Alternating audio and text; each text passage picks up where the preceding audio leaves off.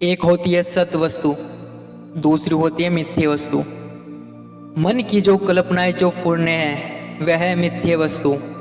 यह करूँगा तो सुखी होऊंगा, यह पाऊंगा तो सुखी होऊंगा, यहाँ जाऊंगा तो सुखी हो जाऊंगा।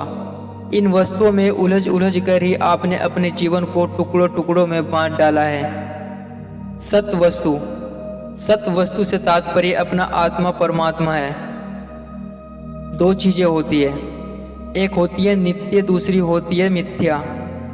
बुद्धिमान व्यक्ति वही है जो मिथ्य वस्तु के बजाय नित्य वस्तु को पसंद करे, सत्य वस्तु को पसंद करे। वास्तव में सत्य वस्तु तो एक ही है और वह है परमात्मा। फिर उसे परमात्मा कहो या आत्मा, ब्रह्म कहो या ईश्वर, राम कहो या शिव, जब तत्व रूप से एक ही है। मानव जो नित्य है उसकी प्राप्ति का यत्न करना चाहिए और जो मिथ्य है उसका उपयोग करना चाहिए। परंतु आप करते क्या है? जो नित्य है उसकी ओर ध्यान नहीं देते और जो मिथ्य की प्राप्ति में ही अपना पूरा जीवन नष्ट कर डालते हो।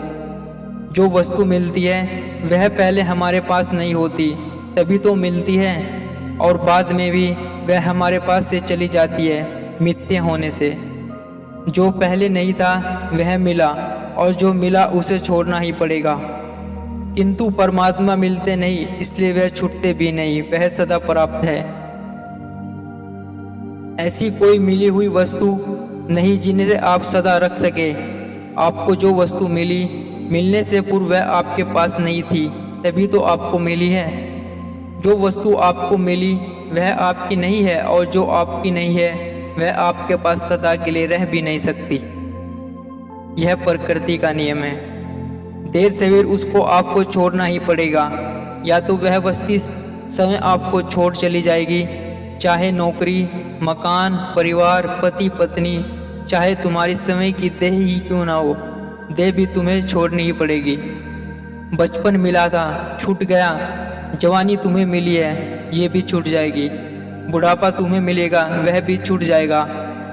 मौत भी आकर छूट जाएगी, लेकिन तुम में मिलना और छूटना नहीं है, क्योंकि तुम शाश्वत हो। जो मिली हुई चीज है उसको आप सदा रख नहीं सकते, अपने आप को छोड़ नहीं सकते, किंतु सनातन सत्य है। लोग बोलते हैं कि संसार को छोड़ना कठिन है, किंतु सत्य कहते हैं कि संसार को सदा रखना असंभव है और परमात्मा को छोड़ना असंभव है।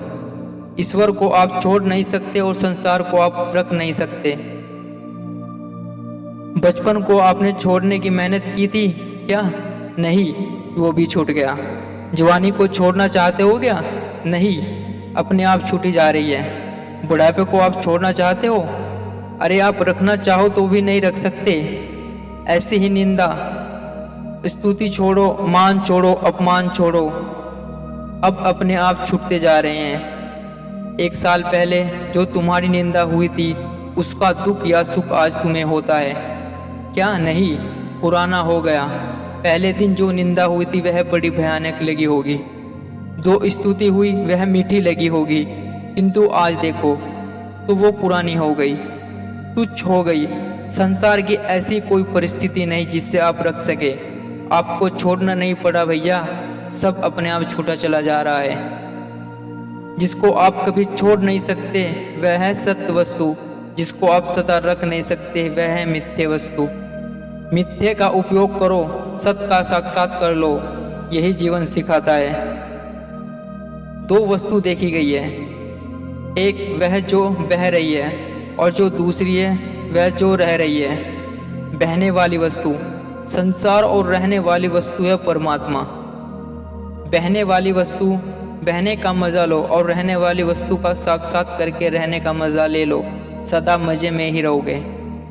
व्यक्ति तब दुखी होता है जब बहने वाली वस्तु को रहना चाहता है और रहने वाली वस्तु को मुख मोड़ लेता है। जब जब दुख और मुसीबत व्यक्ति घिर जाए तब तब वह समझ ले कि बहने वाली मिथ्य जगत की आसक्ति उसको परेशान कर रही है और रहने वाली आत्मा उसी का समय को ज्ञान नहीं है, उसकी प्रीति नहीं, इसलिए वह परेशान है। जब भी मुसीबतें आए, दुख, चिंता, शोक, भय, ये तमाम प्रकार की जो मुसीबतें हैं, इन सारी मुसीबतों का एक ही इलाज है, कि बहने वाली वस्तु को बहने वाली मानो और रहने वाली आत्मा से प्रीति कर लो तो सारी परेशानियां दूर हो जाएगी।